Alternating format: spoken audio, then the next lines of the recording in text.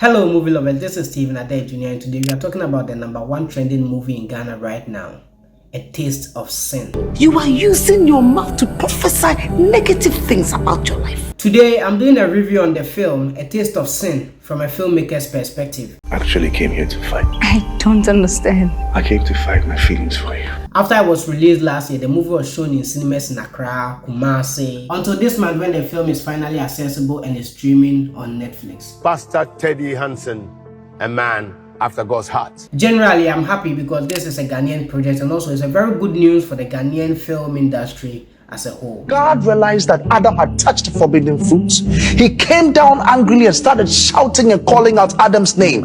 Adam, Adam, where art thou? And Anita answered, God, I am here. So basically, the story revolves around a pastor heading a very big church in the country. I actually came here to fight. I don't understand. I came to fight my feelings for you. In the sight of the congregation and everyone else, Pastor Teddy and his wife are a very happy couple. But deep down within their home, they are not, because they are unable to conceive after 5 years of marriage. And the most important problem is that there is a mother-in-law involved. My man is on fire. The devil's in trouble. He's anointed. There's a twist in the story where Pastor Teddy gets involved in an extramarital affair with the lead singer in the church. I know you're married. You're faithful and righteous. Which leads to pregnancy and eventually death due to an abortion. How dare you tell me it is not true? I can't fight it anymore. So the news gets out, the pastor gets arrested and investigated, and eventually he was abandoned by the church. Do you still love her? Yes, I do. So upon his release, he tends to make amends with his wife, his family, the church, and also starts seeking for forgiveness from God. I'm not talking to you, woman.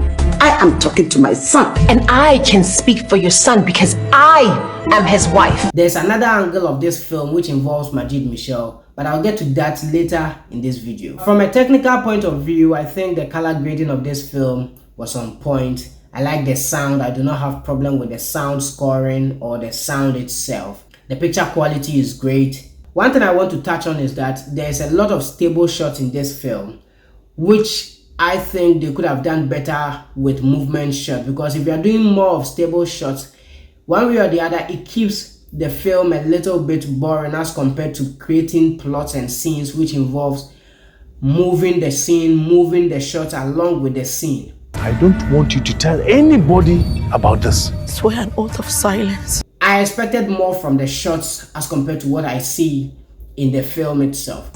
I can't fight it anymore.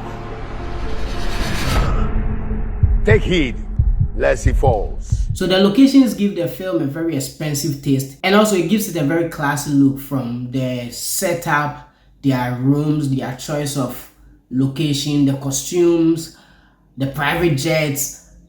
I mean, looking at the furniture in the rooms and all that, they invested a lot into their locations and the costumes. Tell the people to donate because the Lord commands them to. All in all, A Taste of Sin is a massive project. From the storyline to the scenes to the plots, everything is on point, and I like that about the film, especially coming from Ghana. God has no hand in your sin. The marketing strategy was good, and it was a talk of town because we had Dominion TV or Action Chapel, which is headed by Archbishop Nicholas Duncan Williams, producing this film or this project.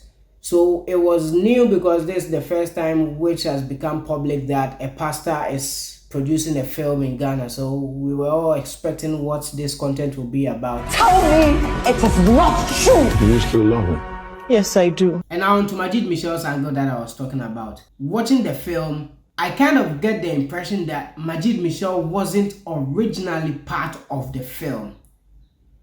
His character, his role wasn't originally part of the film, in my opinion.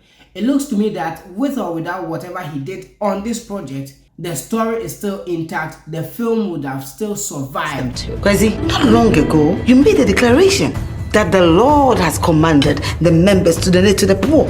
I feel his role and his character, which was added to this film, was only done for the sake of publicity and marketing. They even went ahead to do a flyer with Ypee and Majid on it. And looking at that flyer, it was more or less like Majid was playing a major role in the movie, but when you watch the whole film, it looks to me that, as I said earlier, his role didn't click.